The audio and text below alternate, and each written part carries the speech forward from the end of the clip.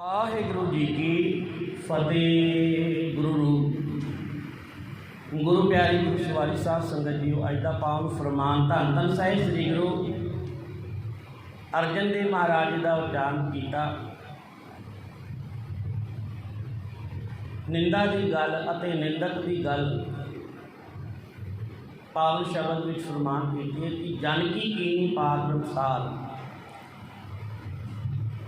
कि जिस तरह परमात्मा जिहदे नाल है, जिहदी देख रेख परमात्मा परमेश्वर आप कर रहा है, जिहड़ा अपना जीवन उस परमात्मा परमेश्वर के नां ते उस परमेश्वर प्रभु की गल नूं मन के जीवन बिता रहा है, जिहड़ा भगत फिर उहदे सिर ते हमेशा परमात्मा हाथ धर के रखता।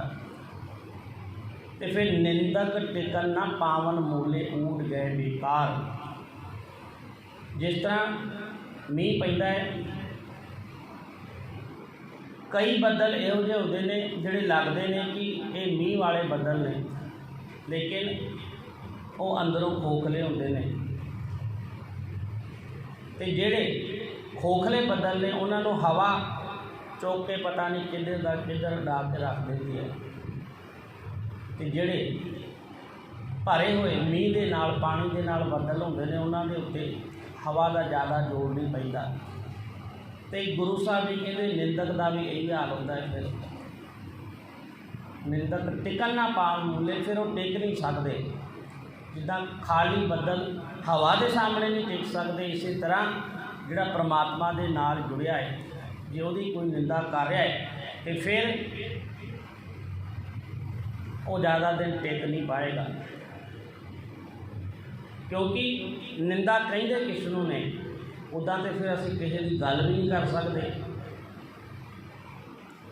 लेकिन नहीं, निंदा विच अते गल करन विच फर्क है। हुण इदां तां एक दूजे नाल बंदा गल ही नहीं करेगा, क्योंकि दो बंदे बैठे ने अपने आपस के बारे दो जणियां की आमने सामने गल कर लेंगे, किन्नी गल कर लेंगे।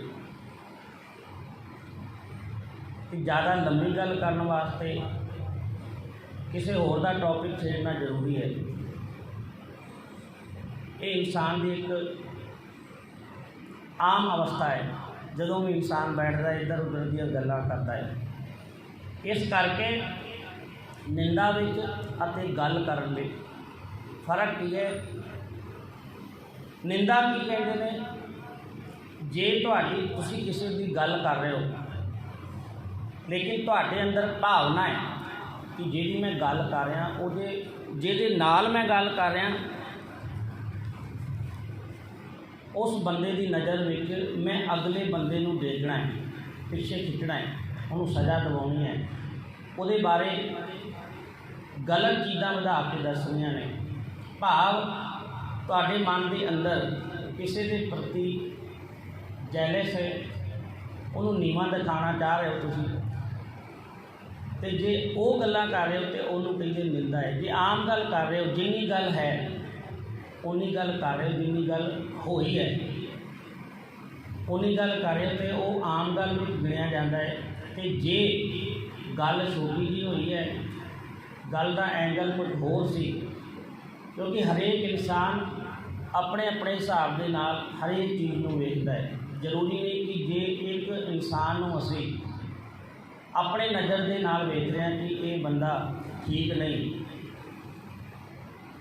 वो साढ़े एंगल नाल ठीक नहीं, लेकिन कोई बंदा दूजे बंदे वास्ते अच्छा है, उन्हें उहदी अच्छाइयां वेखियां।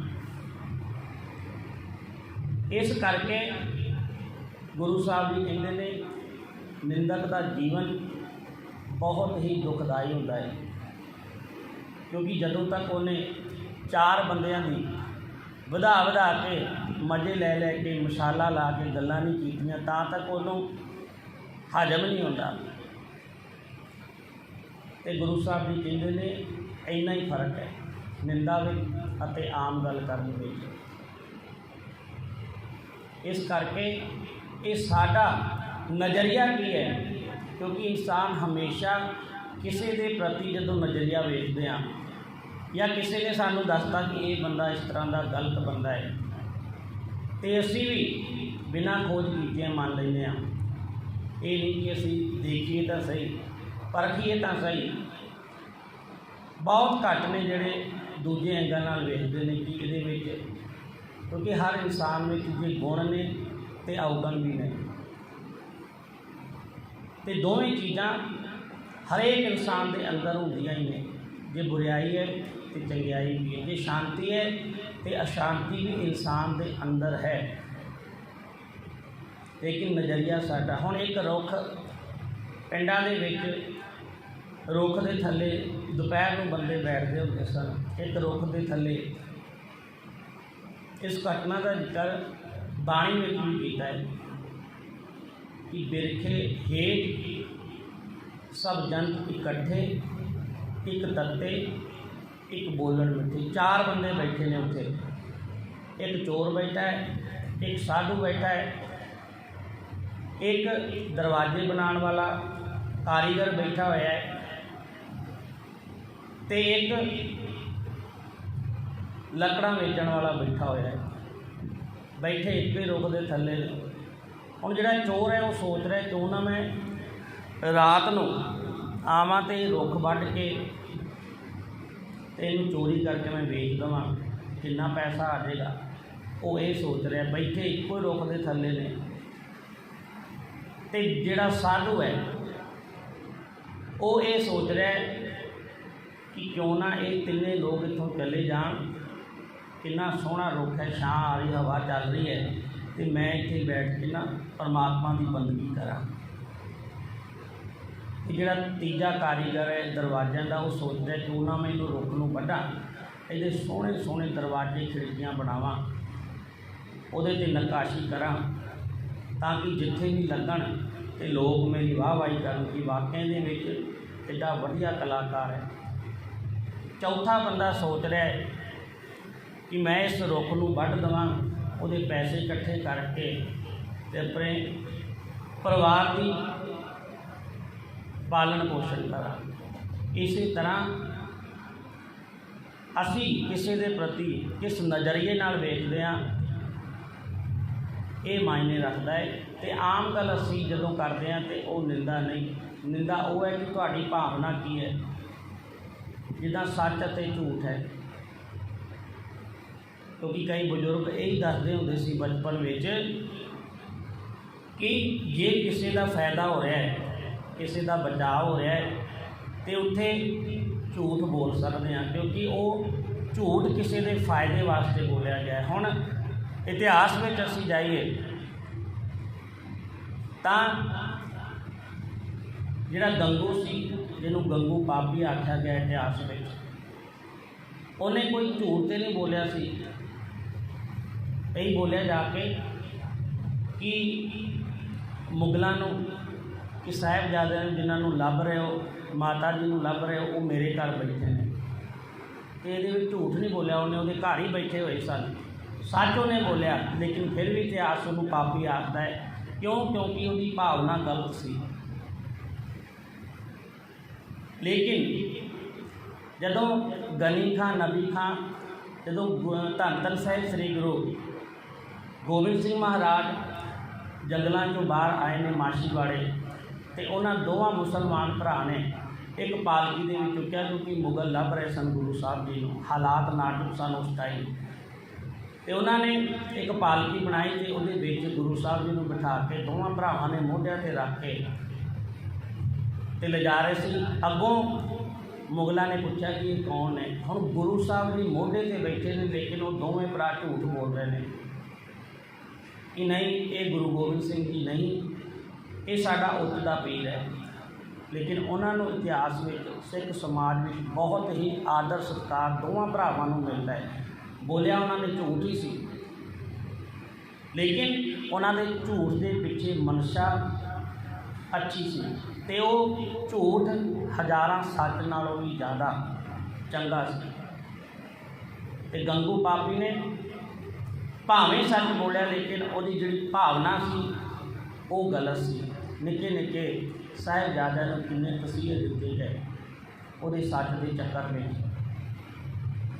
ਸੋ ਇਸ ਕਰਕੇ ਅਸੀਂ ਇਹ ਗੱਲ ਸਮਝੀਏ ਕਿ ਜਦੋਂ ਅਸੀਂ ਗੱਲ ਕਰੀਏ ਤਾਂ ਸਾਨੂੰ ਇੰਨਾ ਪਤਾ ਹੋਣਾ ਚਾਹੀਦਾ ਕਿ ਗੱਲ ਕਰਨਾ ਕਿਹਨੂੰ ਕਹਿੰਦੇ ਨੇ ਤੇ ਨਿੰਦਾ ਕਰਨਾ ਕਿਹਨੂੰ ਕਹਿੰਦੇ ਨੇ। ਨਿੰਦਾ ਉੱਥੇ ਹੋਗੀ ਜੇ ਕਿਸੇ ਦੇ ਪ੍ਰਤੀ ਤੁਹਾਡੇ ਮਨ ਦੇ ਅੰਦਰ ਜੈਲਸ ਹੈ, ਤੁਸੀਂ ਕਿਸੇ ਦੀ ਸ਼ਖਸੀਅਤ ਨੂੰ ਡਿਗਾਉਣਾ ਚਾਹ ਰਹੇ ਹੋ, ਮਾਹੌਲ ਗਲਤ ਬਣਾ ਰਹੇ ਹੋ, ਤੇ ਉਹ ਤੁਹਾਡੀ ਨਿੰਦਾ ਹੈ। ਜੇ ਆਮ ਗੱਲ ਕਰ ਰਹੇ ਹਾਂ, ਜਿੰਨੀ ਗੱਲ ਹੋਈ ਹੈ, ਗੱਲ ਵਧਾ ਕੇ ਨਹੀਂ ਘਟਾ ਕੇ ਨਹੀਂ ਕੀਤੀ, ਕਿ ਉਹ ਆਮ ਗੱਲ ਹੈ। ਸੋ ਇਸ ਕਰਕੇ ਗੁਰੂ ਸਾਹਿਬ ਜੀ ਕਹਿੰਦੇ ਨਿੰਦਕ ਲੋਕ, ਤੇ ਕਬੀਰ ਸਾਹਿਬ ਜੀ ਦੇ ਕਹਿੰਦੇ ਨਿੰਦਾ ਕਰੇ ਸੋ ਹਮਰਾ ਮੀਤ। ਤੇ ਲੋਕਾਂ ਨੇ ਕਹਿ ਦਿੱਤਾ ਤੂੰ ਕਮਲਾ ਹੋ ਗਿਆ, ਇਹਦੀ ਸਾਡੀ ਨਿੰਦਾ ਕੋਈ ਕਰਦਾ ਸਾਨੂੰ ਗੁੱਸਾ ਆਉਂਦਾ, ਦੁਸ਼ਮਣ ਨਜ਼ਰ ਆਉਂਦਾ, ਤੂੰ ਕਹਿੰਦਾ ਮੇਰਾ ਦੋਸਤ ਹੈ ਜਿਹੜਾ ਨਿੰਦਾ ਕਰਦਾ ਹੈ। ਕਹਿੰਦੇ ਹਾਂ ਮੈਂ ਇਸ ਕਰਕੇ ਕਰਦਾ ਕਿ ਨਿੰਦਕ 'ਤੇ ਮੈਨੂੰ ਤਰਸ ਆਉਂਦਾ ਹੈ ਕਿ ਉਹ ਹਮੇਸ਼ਾ ਲੱਭਦਾ ਰਹਿੰਦਾ ਹੈ ਇੱਥੋਂ ਗੱਲਾਂ ਲੱਭਾਂ, ਫਿਰ ਗੱਲ ਫੜ ਕੇ ਉਹਨੂੰ ਕਿਸ ਤਰ੍ਹਾਂ ਵਧਾਵਾਂ, ਉਹਦਾ ਸਾਰਾ ਐਨਰਜੀ ਸਾਰਾ ਦਿਨ ਇਸ ਦੇ ਵਿੱਚ ਵੇਸਟ ਹੋ ਜਾਂਦਾ ਹੈ। ਪਰੇਸ਼ਾਨ ਰਹੂਗਾ ਕਿ ਅਗਲਾ ਬੰਦਾ ਖੁਸ਼ ਕਿਉਂ ਹੈ, ਅਗਲੇ ਦੀ ਇੰਨੀ ਇੱਜ਼ਤ ਕਿਉਂ ਹੋ ਰਹੀ ਹੈ, ਕਿੱਦਾਂ ਇਹਨੂੰ ਮੈਂ ਥੱਲੇ ਡੇਗਾਂ, ਕਿੱਦਾਂ ਮਾਹੌਲ ਬਣਾਵਾਂ। ਤੇ ਕਹਿੰਦੇ ਇਸ ਕਰਕੇ ਉਹਨੂੰ ਤਾਂ ਪਹਿਲਾਂ ਹੀ ਮਾਰ ਪਈ ਹੋਈ ਹੈ ਪਰਮਾਤਮਾ ਦੀ, ਉੱਤੇ ਵਿਚਾਰਾ ਟਿਕ ਕੇ ਬੈਠ ਵੀ ਨਹੀਂ ਸਕਦਾ ਜਦੋਂ ਤੱਕ 10 ਬੰਦਿਆਂ ਨੂੰ ਗੱਲਾਂ ਨਾ ਸੁਣਾ ਦੇਵੇ। ਤੇ ਕਹਿੰਦੇ ਮੈਂ ਤਾਂ ਫਿਰ ਤਰਸ ਹੀ ਖਾਵਾਂਗਾ, ਕਿਉਂਕਿ ਉਹ ਬਿਮਾਰ ਹੈ, ਬਹੁਤ ਗੰਦੀ ਨਿੰਦਾ ਦੀ ਬਿਮਾਰੀ ਇਸ ਨੂੰ ਲੱਗੀ ਹੋਈ ਹੈ। ਲੇਕਿਨ ਉਹਨਾਂ ਦੀ ਨਿੰਦਾ ਫਿਰ ਕੋਈ ਕਰ ਨਹੀਂ ਸਕਦਾ, ਕਿਉਂਕਿ ਪਰਮਾਤਮਾ ਦੇ ਪਿਆਰੇ ਕਰਨਹਾਰ ਰਖਵਾਲਾ ਹੋਵਾ ਜਾਂ ਕਾ ਅੰਤ ਨਾ ਪਾਰਾ ਵਾਰ, ਕਿ ਜਿਹਦੇ ਨਾਲ ਪਰਮਾਤਮਾ ਪਰਮੇਸ਼ਰ ਹੈ ਫਿਰ ਉਹਦੀ ਕੋਈ ਨਿੰਦਾ। ਕਿਉਂਕਿ ਜੇ ਪਰਮਾਤਮਾ ਨੇ ਤੁਹਾਨੂੰ